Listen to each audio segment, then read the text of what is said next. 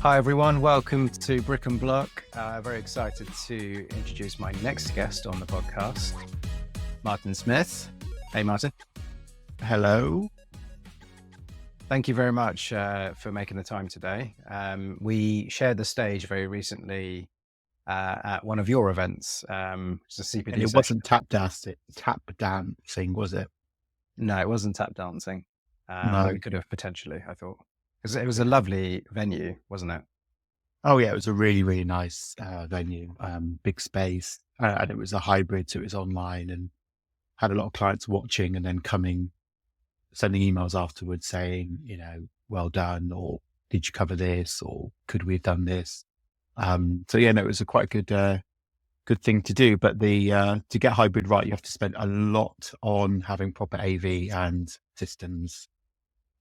Because you want it to look like the set of This Morning. Apparently on the stream, it looked like This Morning, which it definitely looked fantastic. I mean, there we go. I thought it was brilliant because, you had three great, sections of the whole panel. And I thought it was a great way to show, I think, what we're doing in the industry, which is, I think, we're all moving towards the right direction, right? Yeah. 100%. So I thought that was great. But for those who probably don't know you, you've been around for a while now. You sort of really established yourself at Bureau 4 for quite a while, haven't you? And then moved to TFT recently. Yeah, so I was at Bureau 4 for about 8 years.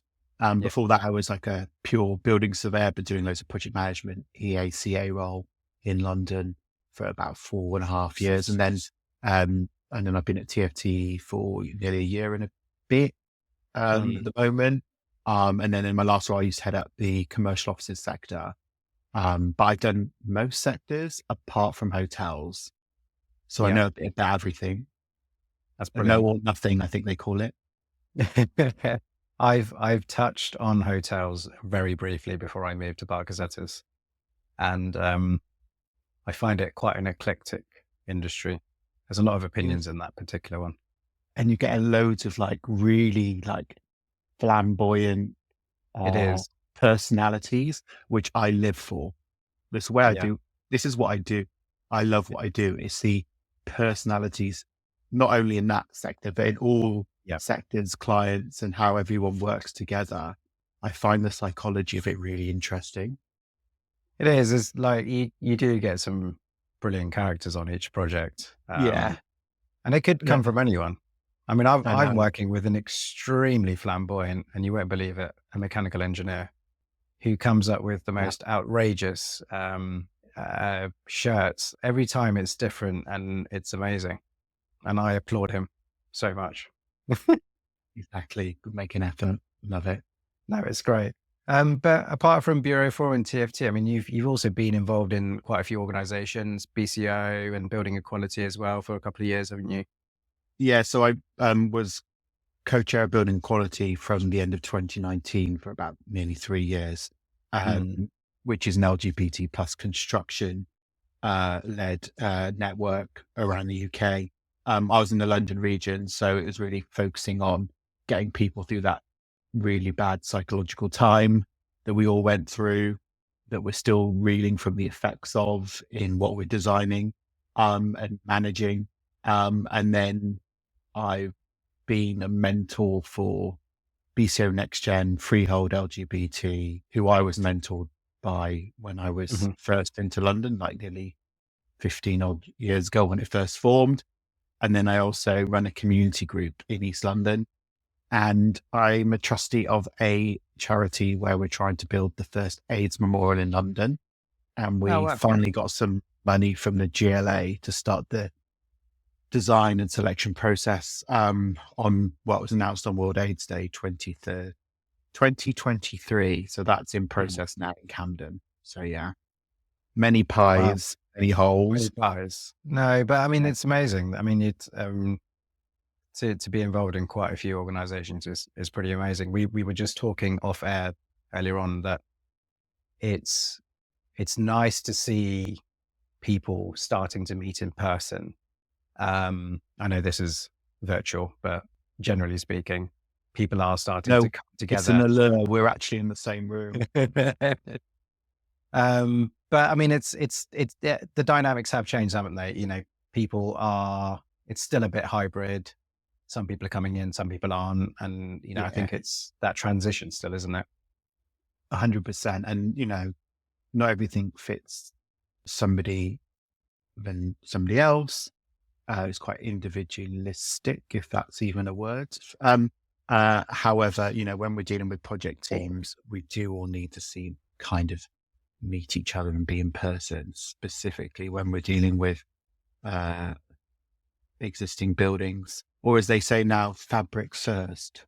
Fabric first, definitely fabric first. Yeah, I mean, yeah. we were talking about AV earlier on, but I think I don't think any of us expected to invest so much in AV since COVID. Oh, yeah. I was doing a project during COVID, and we were changing one of the rooms, and it was half a developer, half a um, it's like a venture capitalist, but they had a development arm as well. And one of the the large like boardroom, they wanted it completely hybrid slash in person. So no matter where you were at home or in the room, your experience was the same.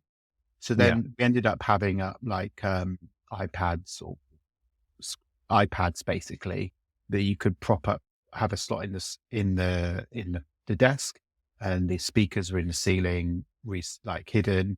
Microphones were like hidden, but there. And basically, you could have the same experience as you have on Teams in the room Mm. as you would on home, but it was so expensive to do. I wouldn't even like to say, mainly because I'm under an NDA, but it costs a lot of money. Yeah. Yeah. No, I mean, you know, we even in our office, we've when I think we've moved in about a year and a bit now, and when we moved, our directors were like, "Well, actually, we need to probably up our game a little bit in terms of our meeting rooms and stuff." You know, we had quite a simple setup before. We've now embellished that a little bit more so that Mhm. we are able to do that hybrid, you know, system scenario a little bit better. And it's becoming more and more important. I mean, wherever we go, I've got a meeting tomorrow morning at a client's place, and you know, it's literally all about that seamless transition to just plug in your laptop, you know, instantly get onto Teams or whatever Yeah, you're using, Zoom, and have that seamless transition and presentation quality. But yeah, it's who knew 5 years ago that yeah, we'd need to have to do that more and more. exactly. One thing I was interested to see and hear from your perspective was you've been in the industry for almost like 10 years now, or even more than that. What has been sort of the transition, do you think, from your perspective as a PM in the sort of sustainability side of things? Because I've noticed a change, and certainly in the last 5 years, it's really ramped up. But Mm. do you think the same, or do you think actually it's been more gradual, or what's your view on it? I think in the last couple of years, it's completely sort of released itself in terms of the art of the possible. Mm, Before that, everyone was kind of tick yeah. boxing, BREEAM, maybe do a bit of Mm, EPC. Yeah, that was important. But fundamentally, people were kind of, I wouldn't say cookie cuttering projects, but there was kind of a standardization to it. yeah. Now, I would say with like neighbors, other accreditations, how they all interplay together, whole life carbon is a massive thing in terms of like embodied and in use, like that whole piece. And good developers at the moment are holding pots of money and making you track that through each Reba stage. Mm, Um, that is really driving innovation. And I would say, but on top of that as well, you really need like a really good designer to work with you and be passionate about it, to innovate towards all of this stuff because, um, and as a team, because it, it's can be, I'd say it's my role, project management. We are now having to spin so many plates mm, because we're having to track, maybe 6 forms of accreditation across a building through the Oh REBA yeah. stages, plus reporting on um, sustainability outputs, which might be on a matrix over, I don't know, 50 different things that you're Mm, tracking. Um, Meanwhile, you're trying to make something really designed and something the market wants. So it can be overwhelming, but people need to look at it practically because you can't have everything and some things counteract other things. So, you know, yeah. the best sustainable project is the one that gets built. And I think so many people stay in the design stage for too long sometimes and start rejigging. We talked about this before we went live, is that, clients who are dragging design teams away from and doing lots of change, all that does is stifle innovation. And, you're a designer, you want just design and like innovate. But if you're having to suddenly like, oh, we want another floor here, we will change massing here, during Reaper stage, end of Reaper stage 3 or 4, or you want to cut 20% of the budget quickly, it can become a bit of a soulless task, I would say. Yeah, I mean, it's always tricky, isn't it? When, I mean, all clients, all design teams and construction teams have all been in the position where we've had to, pivot on scenarios. And obviously the market right now is a bit tricky, isn't it? I think we're all seeing that it's all taking a little bit longer than usual to get through the approvals processes, the Oh gateways. yeah. The Reba And stage approvals now are ridiculous yeah, in it's terms of the taking a lot of time time. scales. Yeah. Yeah, it's definitely taking a lot more time. And, as frustrating as it can be, I guess we were talking about this in the office that I guess from a commercial perspective, we are appreciative that, whilst it does take time and, then, you've got teams on hold, it's on the back of, inflation. It's on the back of, things getting more expensive. We all found out it was so tricky during the COVID period that, Mm. you couldn't get certain supplies, labor shortages were happening. And I think, generally it's getting a bit better now, but it's still tricky. We're definitely seeing a lot more. We're having to allow for a lot more time between Reba stages to allow the cost plan to be updated properly, to Yeah. get challenged by the client teams. They have to think about it a few times before they actually go, okay, fine, let's go for it. Or, quite inevitably it does happen that we have to have a bit of scope change, as you mentioned, Yeah. or doing a bit of VE.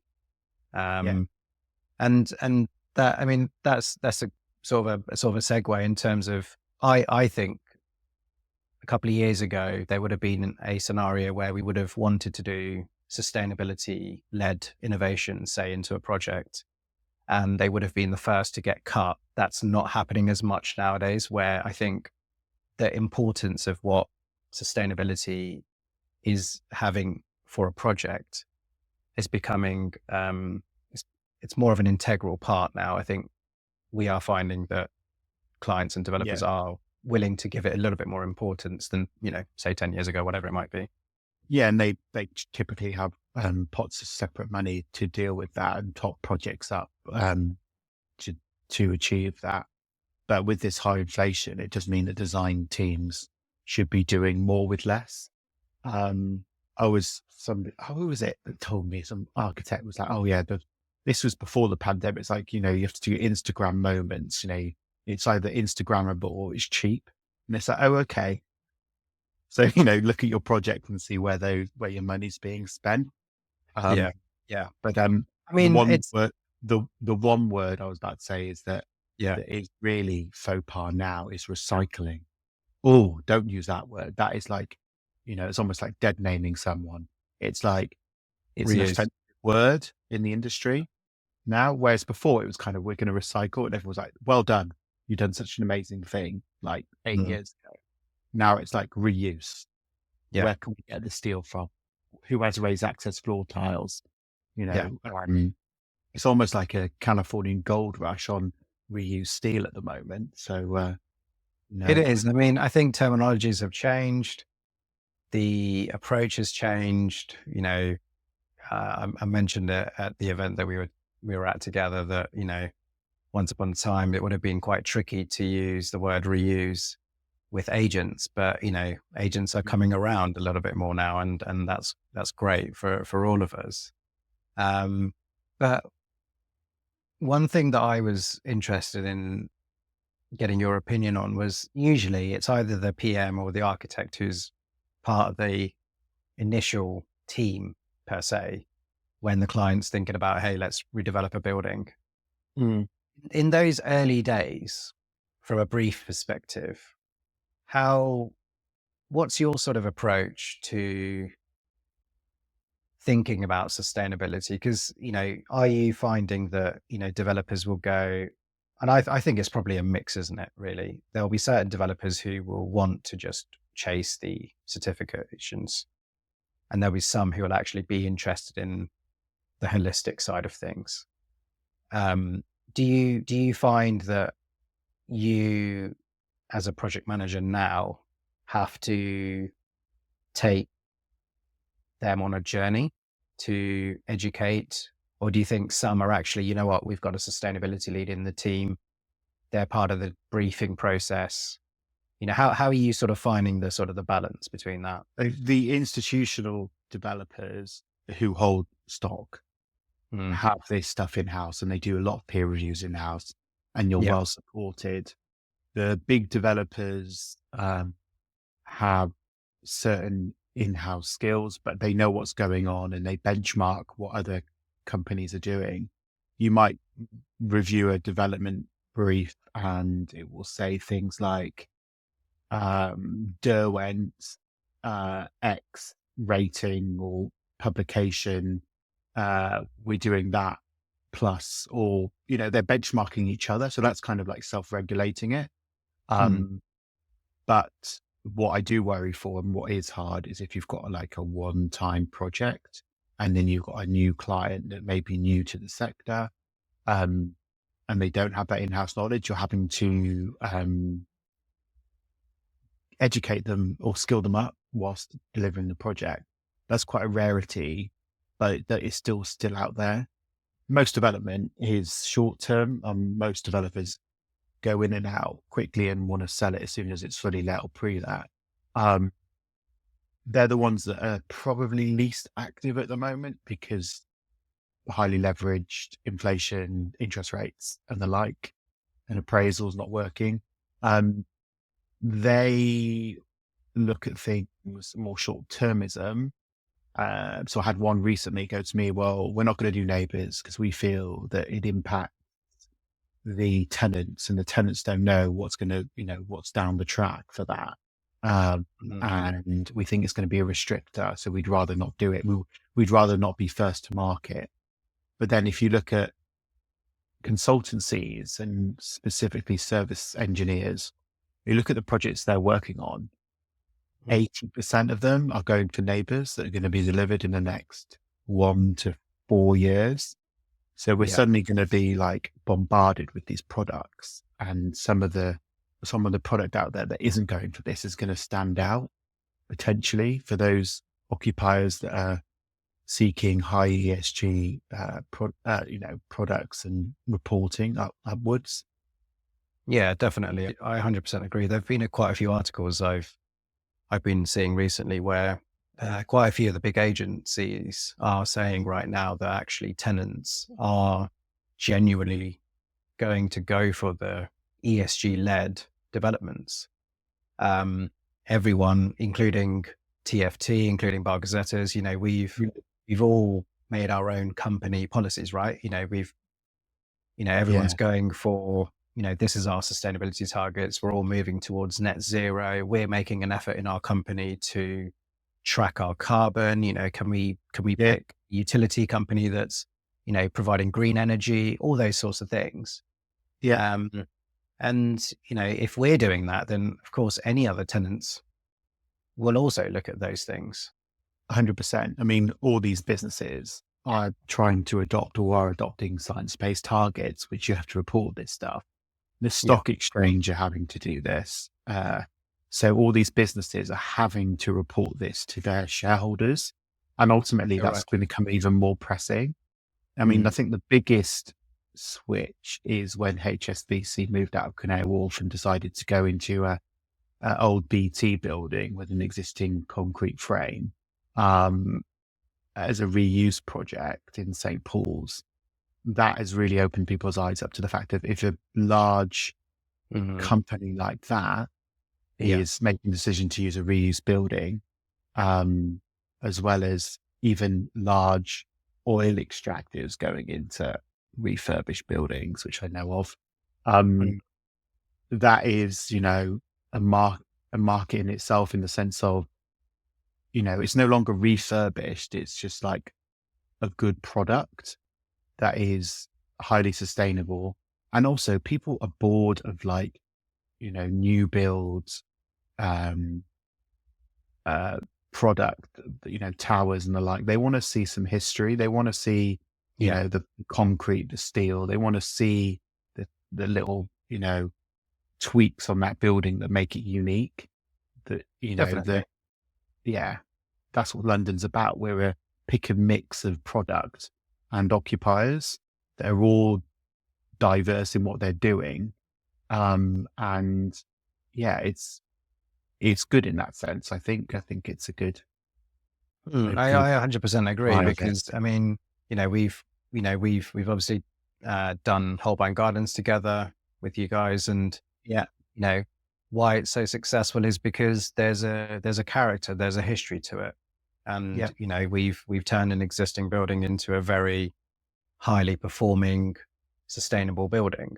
Um, So, I think it's one of many buildings out there that are really pushing boundaries, right? And we said that at the event that there's mm, so many opportunities for us in the industry to show each other.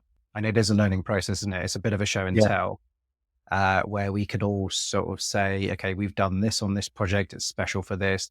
Another project's done something else. I mean, a lot of things that we've done on Holbein Gardens may not be applicable to all buildings because it is a yeah, unique, but we've pushed the boundaries and there'll be another project that's pushed the boundaries another way. And I think that's great. And certainly from a heritage and character perspective, it shows that we can all refurbish, retrofit buildings and not necessarily have to knock them down. yeah. And it's you do need really good engineers, both services and structural, to do that.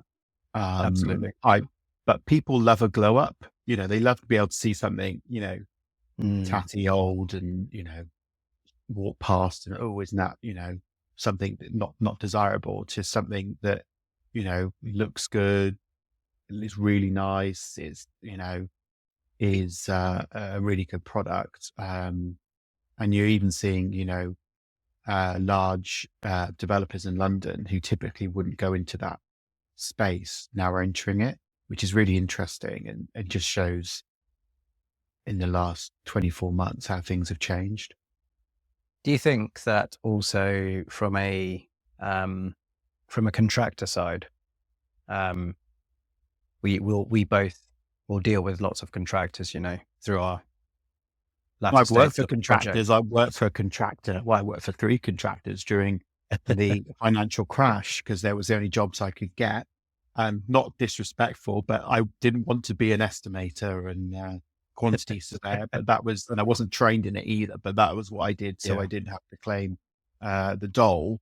yeah. Um, but that was around the UK, and that was a learning exercise in terms of how fast paced everything is that side of the fence, and how you're not really interrogating things. You're just like, process driven, get it done, out the door.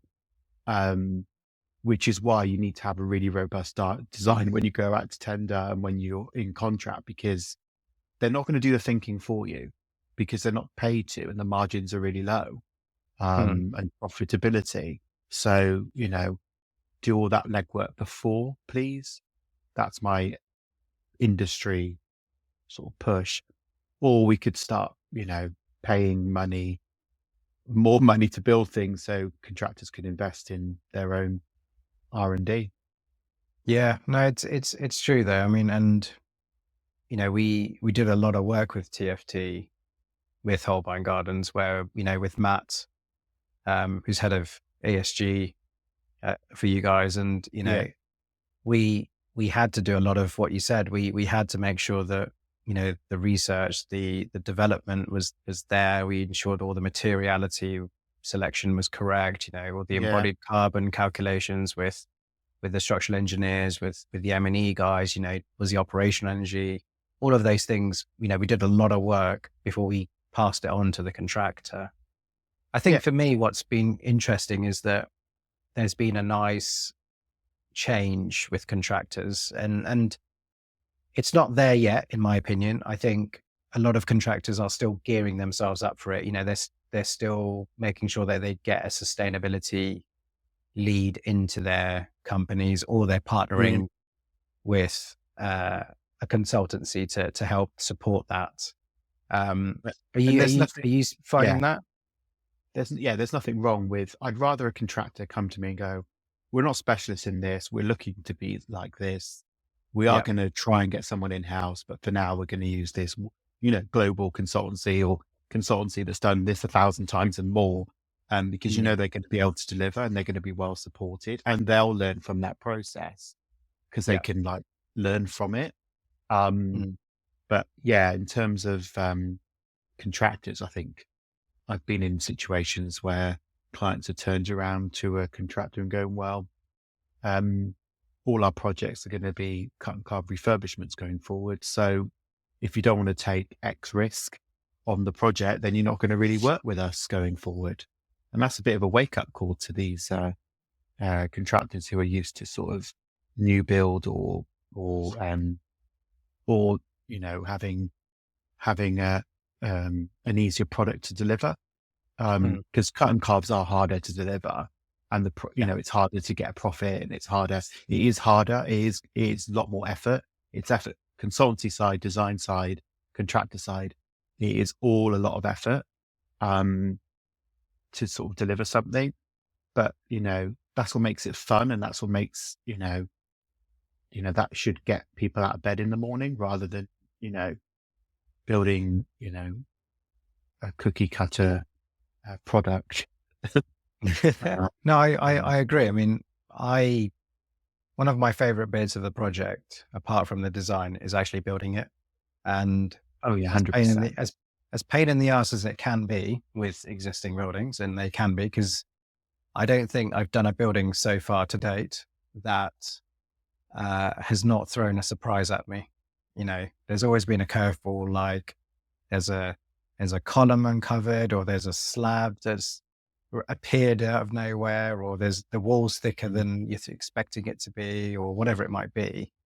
And I think it's quite fun to sort of go through those moments and figure out how you can adapt and pivot to deal with that scenario. I mean, you mentioned, one of the things to bear in mind with retrofit is the allowance of time.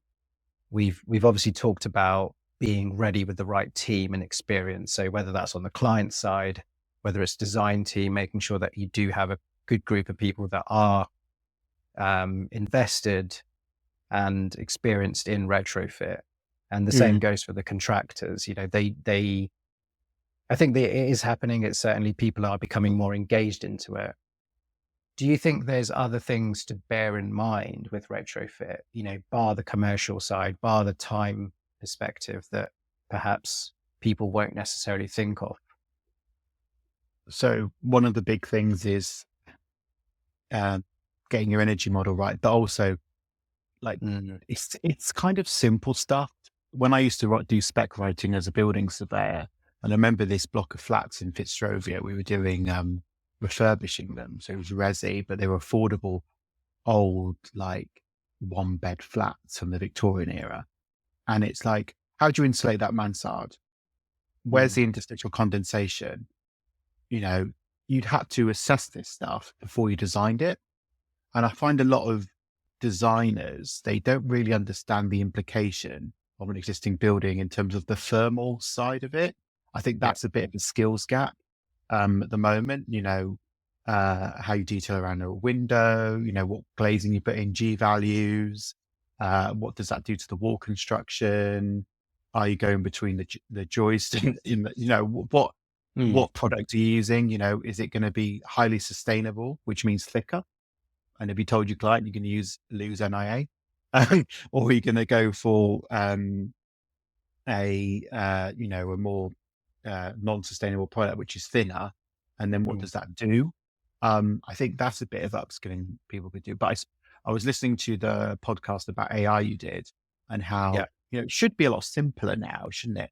With the should Revit, be. you should be able to click a button and it tells you the solar gain and the Mm. interstitial compensation and what U values you're achieving. But it doesn't do that. But I mean, I think in 5 years' time we'll listen back and we're like, well, it is doing that. Um, Yeah, I mean, that's certainly what we need. I mean, we had to do a lot of work with Matt's team on Holbein, where we really had to interrogate the buildup of what we were trying to retrofit with Holbein Gardens. Right? Yeah. We ended up actually doing a mixture of different types of insulation to upgrade that old building. There were opportunities to use mineral walls. Some we had to use Yeah. some really super thin space age insulation blankets.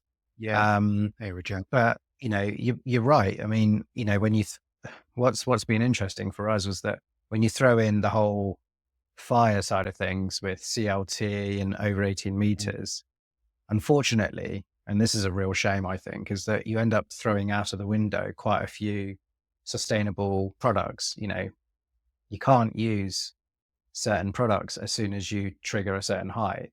Yeah. And I think that's probably, I'd like to see that as one area that we could actually investigate a little bit more. Whether a bit more R&D could happen, insurers could get a little bit more um, comfortable with using different products.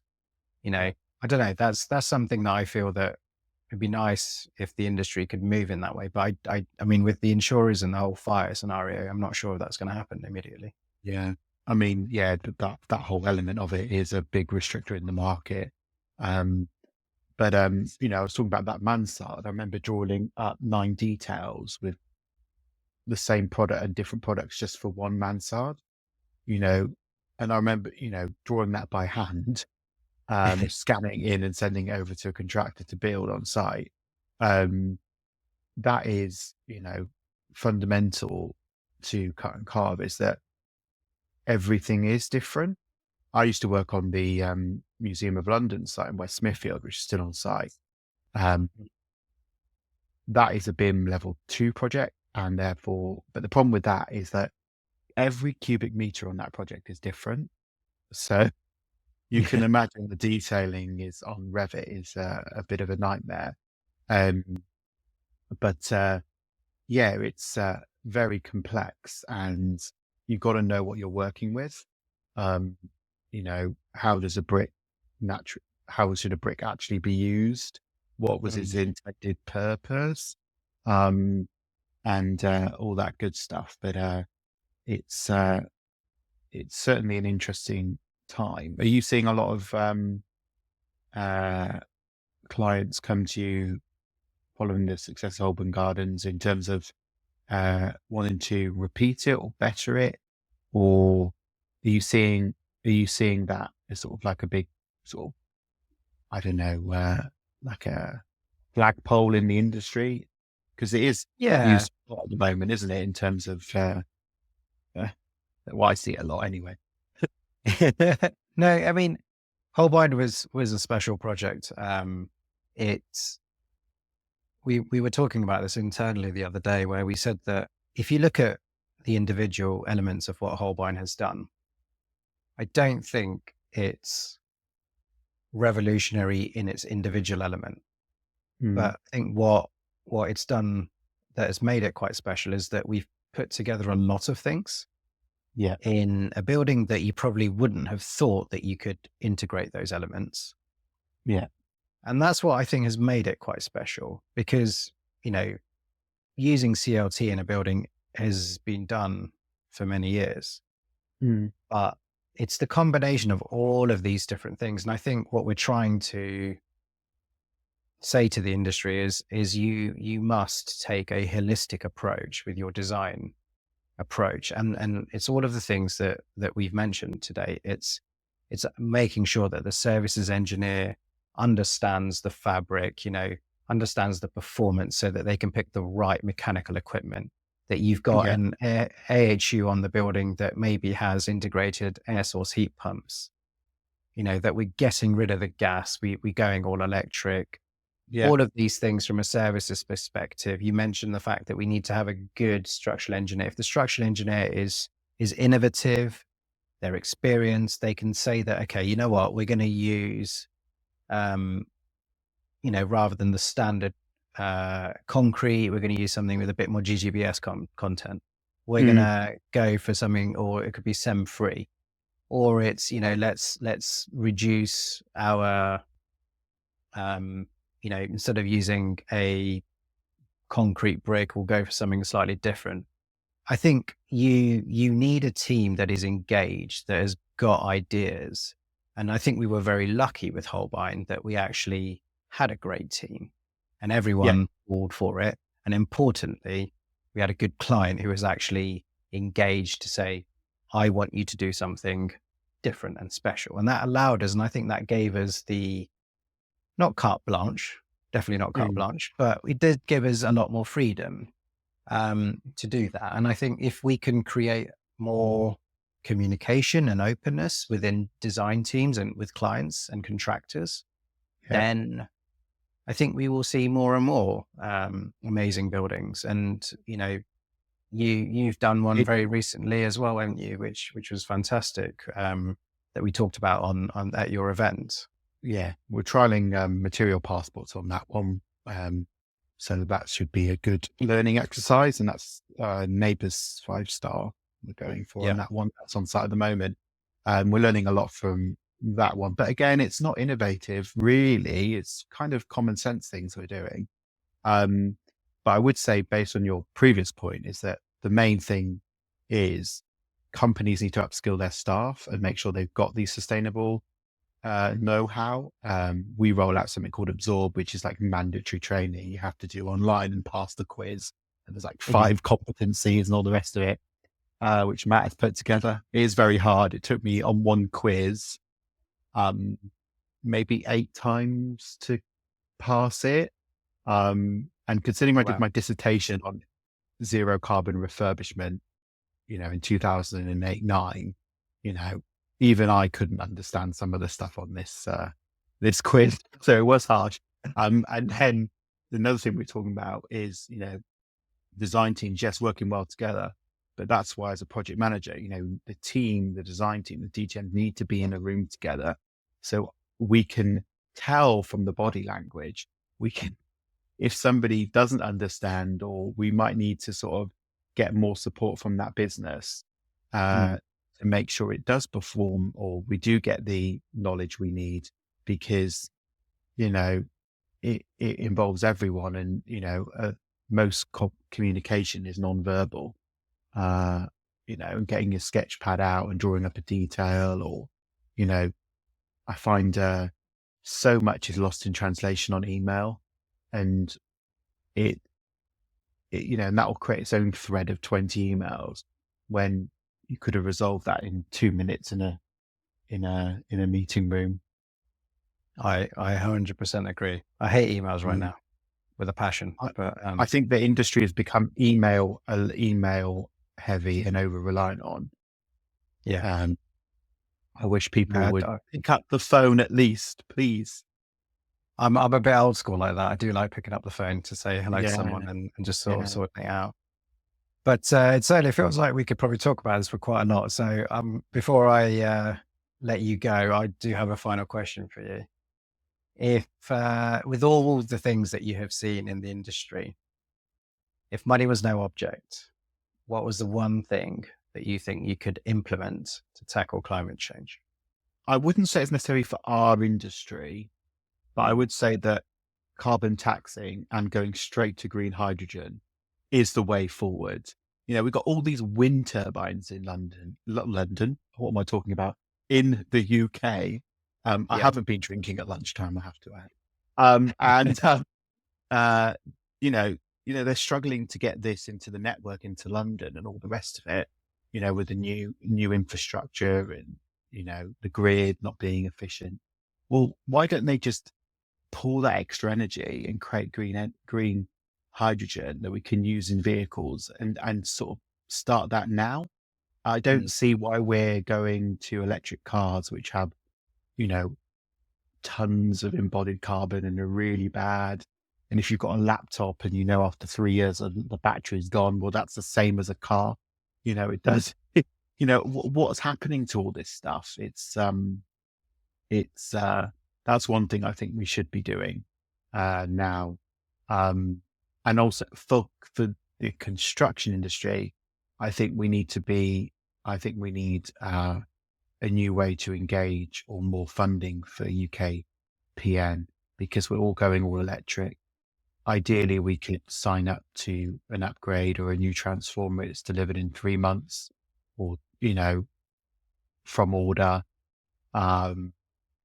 It's not going to cost 500,000. It's going to be subsidized by the government because we are decarbonizing the building. If small developers could have that, it's going to be less hassle and it's going to be funded. I think that would sort of drive a lot of changes to the built heritage and the property industry overnight. But I'm speaking on probably a gilded throne of not practicalities on that.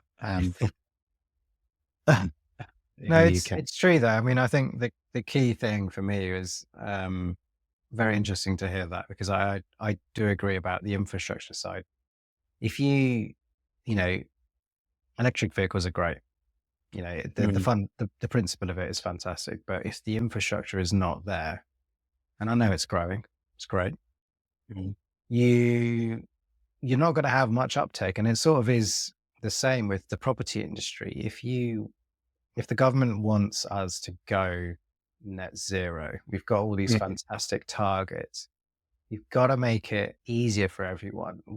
I've been part of the Letty Pioneer Group, yeah, and a lot of the conversations that interestingly have been happening in that group have been on the smaller scale, where they've also said, well, how are you going to deal with the tax side of things with, carbon?